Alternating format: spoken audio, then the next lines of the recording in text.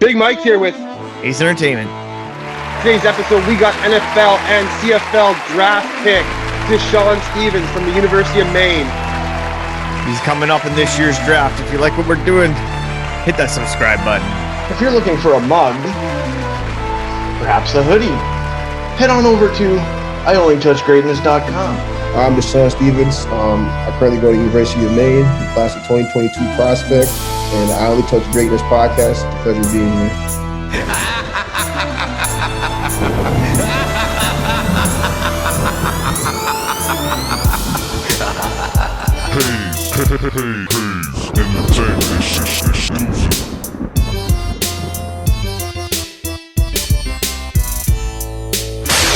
Ryan Hayes and Big Mike.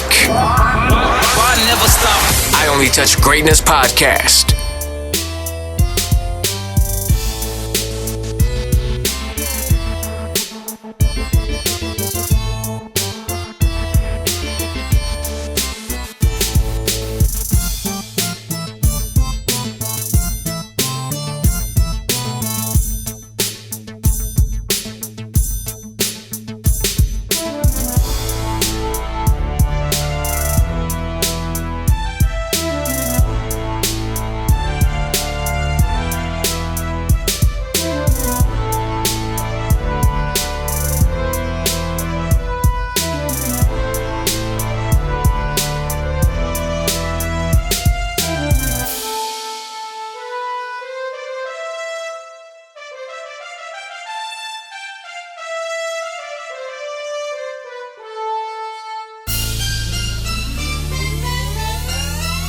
This is I Only Touch Greatness podcast with Ryan Hayes and Big Mike. We are going live.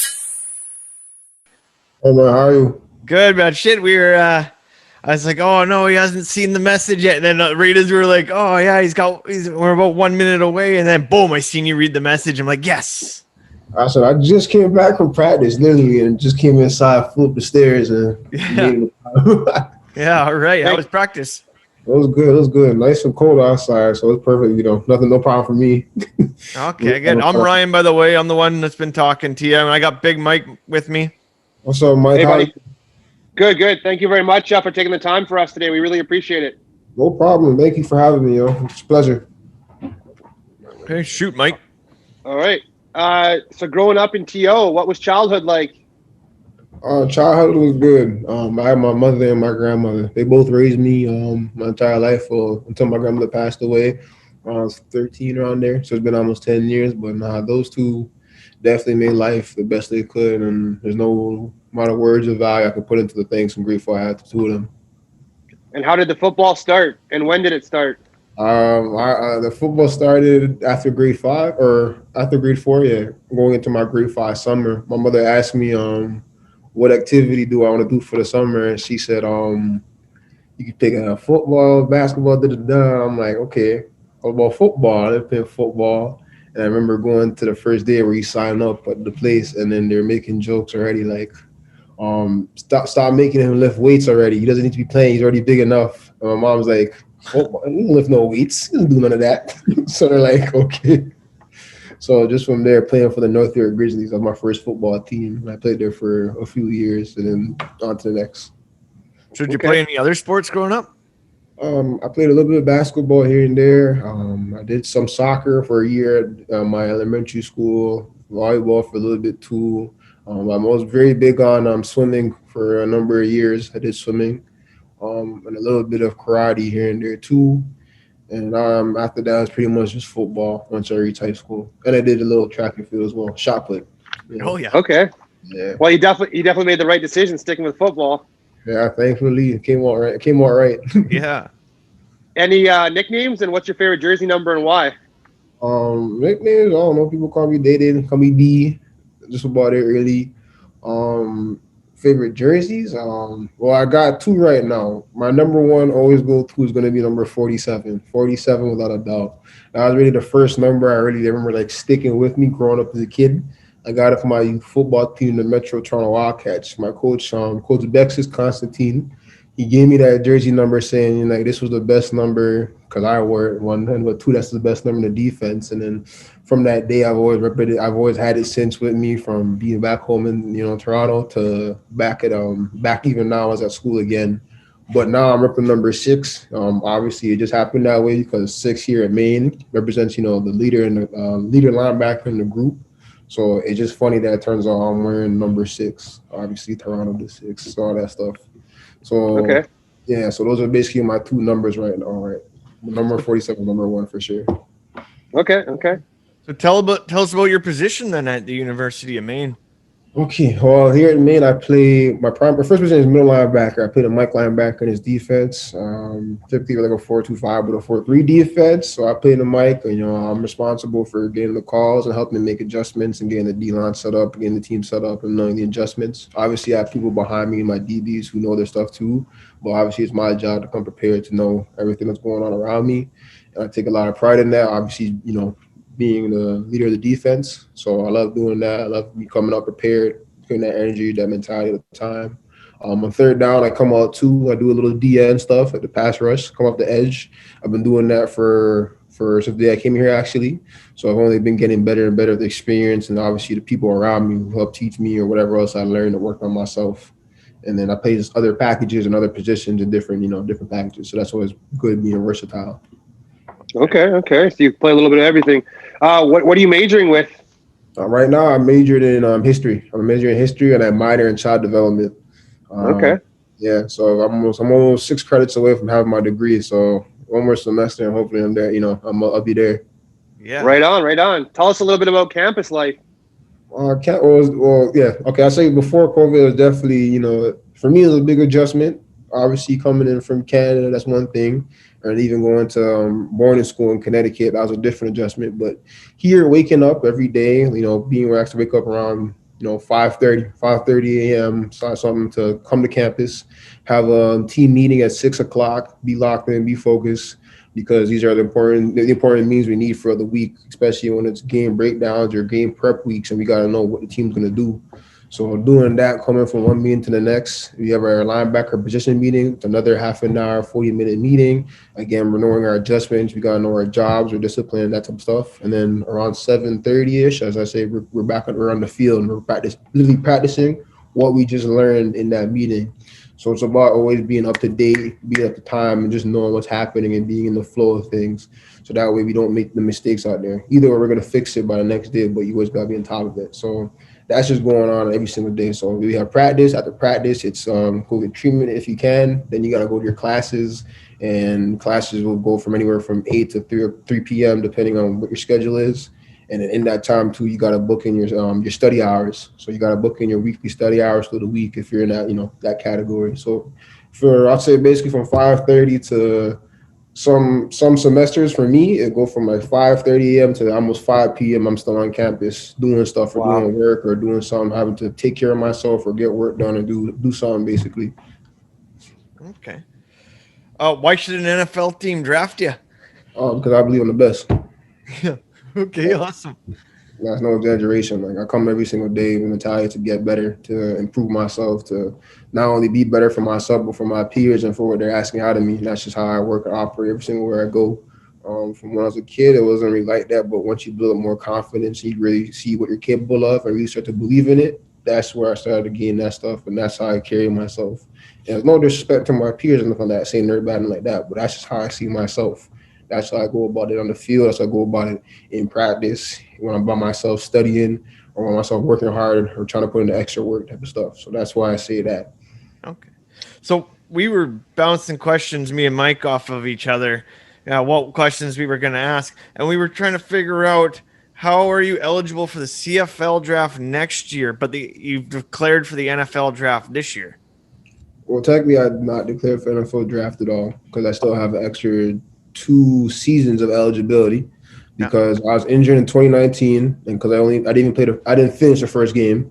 They gave me back an additional year for the 2019 season, and then because of COVID, they gave everybody the free year basically. So right now I'm in spring season to play, and I still have another season ahead of me. So right now I'm just making my decision and seeing what's best for myself. With my CFL rights, I'm still eligible for this. this year's CFL draft. So regardless of what happens, somebody's going to pick me, and I believe that's what is going to happen. So for me, the NFL is still another years away, at least, of what I plan to do. Okay, so so the following year's NFL draft, then we should be watching for you. Exactly. Yeah, there you go. What would your teammates say your best quality is? I just say my personality.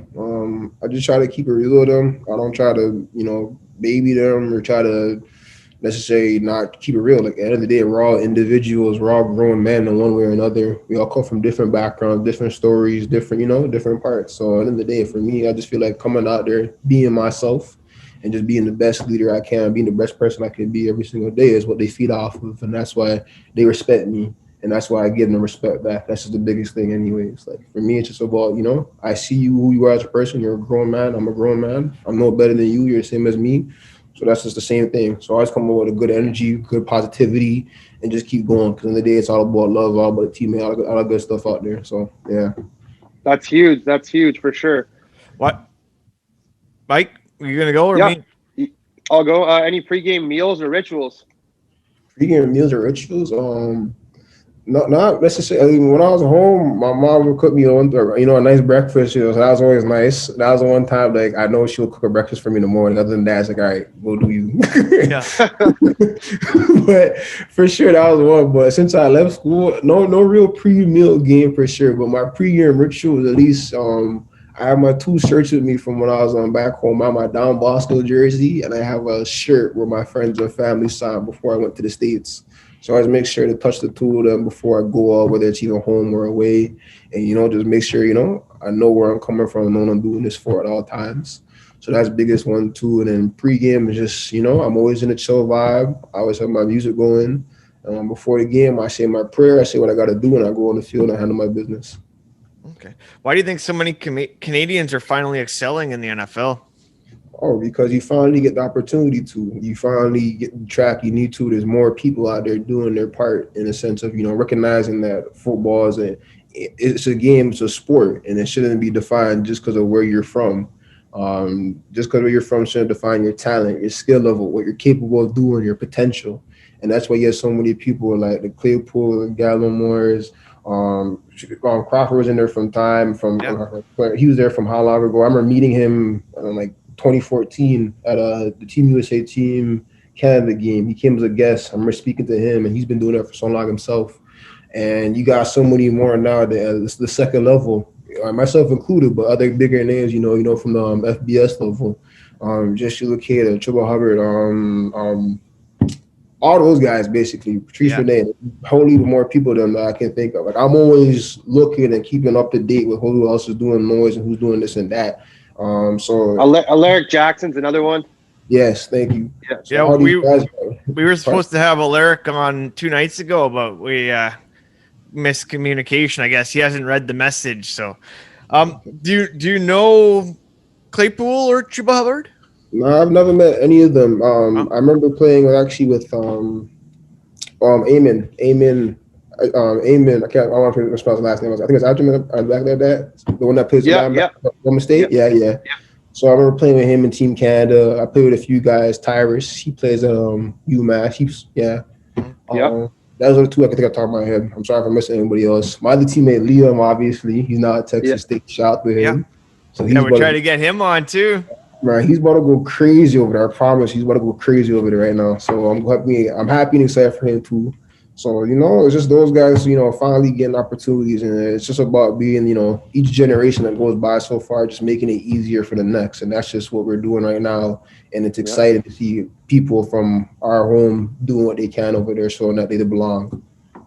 Who would you say the best player you've played against would be? Best player I played against? It's hard. While playing at my competition, my level, I think what's his name? Eric something. I can't remember his last name right now. He was a quarterback in Eastern Washington. I say that because he was by far the best dual threat quarterback I got against. Like, someone that could put the ball, run past you, elusive as hell, open field, and he was throwing dimes. I'll never bring up what he did to me. It's out there. People who know me know what I'm talking about. It's already there on ESPN, Randy Moss, all that stuff. So, yeah.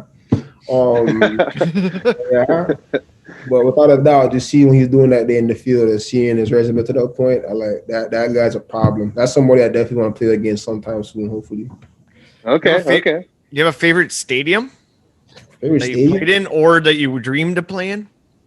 I mean, my favorite stadium is my own, like Esther Shiner. No one knows that place. That's my roots. That's my ground, stomping ground. That's where it started for me. That's my favorite stadium, only when I need. But the nicest one I've been to since is definitely the Dallas Cowboy Stadium, playing the Yeah. USA games over the team had the USA games. But that stadium was crazy. Been there, I think 3 times now, and each time it's still like you really get to play on this field every single every single Sunday or whatever. Like it's ridiculous.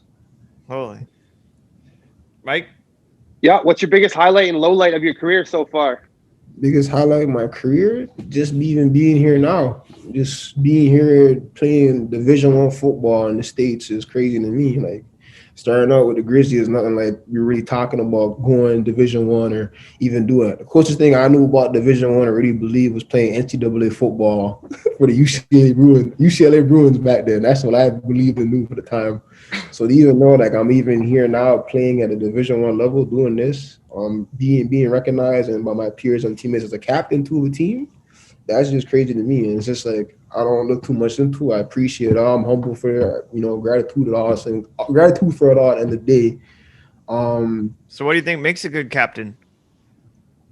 For me, I don't know, just being authentic, just being yourself. Like you don't need to be a try-hard person who thinks about I need to be the leader of this team, I need to be this and that. Like just be yourself. And like you don't necessarily have to think or believe you are a leader. You just go about doing what you do and people will naturally see that come out you.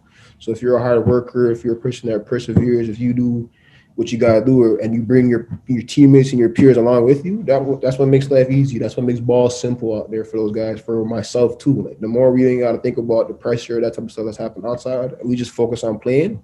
That's the easiest thing.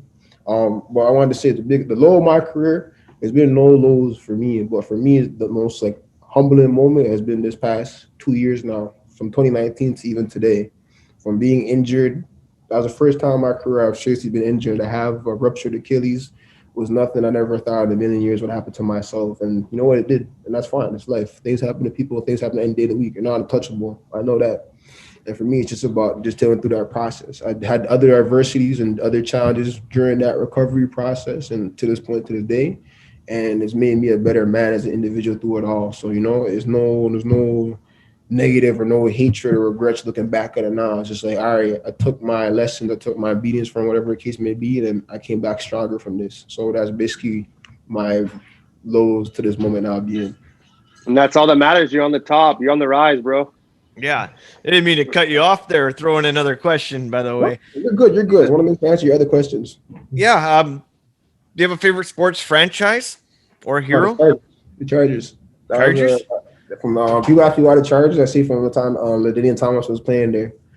From Madden to even now, that was basically I remember first really watching a team play in the NFL. So I'm like, I got to stick with these guys from time. What's your favorite Gatorade color?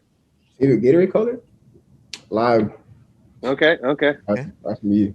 Okay, I'm going to shoot the karaoke one. If you sat down with one, or if you had to sing karaoke in a bar for money, without, who knows. But what song do you choose? Bob Marley, Three Little Birds. Okay. Good choice. Okay. Good choice. Mike? Yeah. What's been your go-to quarantine snack? Go-to quarantine snack? I put down the cereal. It was always cereal, but I had to put down the cereal to take my diet more seriously and that type of stuff. I don't really have the go-to because I try to keep it balanced, keep it healthy what I was going through. But I always tell people my favorite dish is by far ackee and saltfish and summer fried dumpling. That's my go-to. That's me. That's my roots. That's from when I was a kid to this very day. I'll never change. That's my plate. Okay. If you could sit down for dinner with anybody famous or not, who would it be? Definitely someone from the past, if not an influential leader. Definitely like a Martin Luther King in that type of sense. Just somebody who who's impactful, who had a voice that whose voice was powerful and had influence not to over the people, but you knew their message was being heard and proclaimed to everybody around them. And I remember being a kid just doing a project about them and other black leaders growing up. So definitely in that type of category where I definitely want to have a talk with those people. I always say I- Tupac. And then Tupac. Mike always goes Muhammad Ali. Yeah, okay. I was thinking that too in my head. I'm like, I would have to let them have a conversation with Ali back then too. Oh yeah, picking that guy's brain would be unreal. Yeah. And then I always say, Tupac or like Hulk Hogan or something. All right. I like that too. I respect it. How much are you missing? Timmy's down there or the poutine? Poutine's always nice. You know, I haven't had it in a while. I mean, they did have the Timmy's open over there near school for a little bit, and they Oh really? Okay. They're obsessed with their Dunkin', so I don't tell them. Yeah. They don't understand how Timmy's always proper. It's always blessed. So it's okay. They're Dunkin'. Hey, if you were an animal, what would you be? Me, I'd be I want to say I'd be probably a gorilla, maybe. Okay. Everyone say a lion. I'm a leader, and at the end of the day, I know what I am. But definitely, just being a beast out there, to be a monster mentality. Those are our two common answers always: gorilla or lion, because you're king of the jungle. Yeah. What will we find in your playlist? You can find everything, really. I mean, well, not everything, but you definitely find a mixture of reggae. You're gonna find your rap. You're gonna find your classics. You're gonna talk about the 70s, 80s, 90s. You're gonna find all that in my phone. So for me, it's always just keep across the floor of something going. Whether it's today's, up to date rap, up to date hip hop, or just the classics. Whether it's rap, soul, R&B, all that stuff. So I like having a nice mixture in there. I'm a 90s hip hop guy. Anybody Death Row, Nate Doggs, and all of them. I love the 90s hip hop. All right. You got a Super Bowl prediction for tomorrow? Yeah, I definitely believe in the talent always that Kansas City has. There's never a question. But just knowing what the injuries and little mishaps they have right now on the offensive side, especially the offensive line, and the fact that Steve Spagnuolo coached against them already, coached against Tom Brady back against the Giants. It's like he has the experience. He knows how to come against them. It's all about pass rush.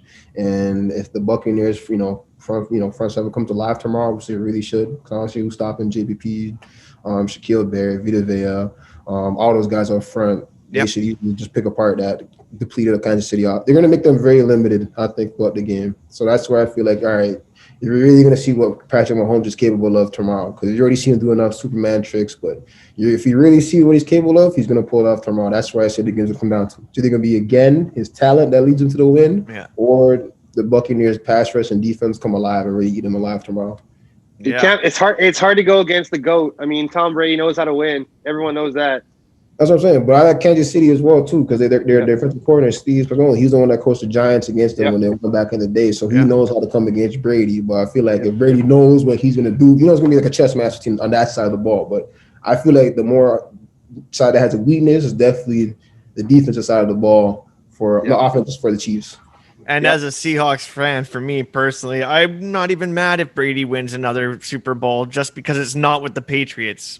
That's the best part. Trust me, being out here in the Northeast now for like how many years, you see the Patriots fan base, and like you guys don't know nothing about Tom Brady. So I'm like, all right, when he's gone, what's gonna happen then? And look what happens now. No disrespect to my guy Cam, you don't know no, I love to him, but at the end of the day, it's like, hey man, when you got people opting out and you're doing the best you can what you got, you got to figure it out. So I'll credit to him too. But you can't stop someone that's great, and Tom Brady's greatness. So if he's gonna keep winning, who are we or who's anybody to hate him, the man? Especially when he's on different teams now. I'm a Bengals fan, so I'm used to losing. So we're gonna be on the rise here soon, though. We got Burrow now, so I hope so. I mean, especially the AFC North. I'm like, you guys gonna be fighting every year out there, especially when some Big Ben decides to hang it up. You still got But I like the Bengals though, Joe Burrow and those guys out there. That's a nice team. Yeah. Hey, I got a draft question for you. If there's a $20 bill sitting on the counter or a $100 bill sitting in the toilet, which one are you going for? On the counter or $100 bill in the toilet? Yeah. I mean, whose money is it? Hey, it's yours. You can only get one of them. Which one are you going for? I mean, I gotta know whose money it is first. Make sure there are no eyes on me. That's real talk. No, yeah. So that's a good answer, though. It's a hockey question, Mike. I know. That's a hockey. Oh, it's hockey. Hey, man, I'm just telling you, there's eyes on me. That's fine, but if not, hey, I'll go for either one.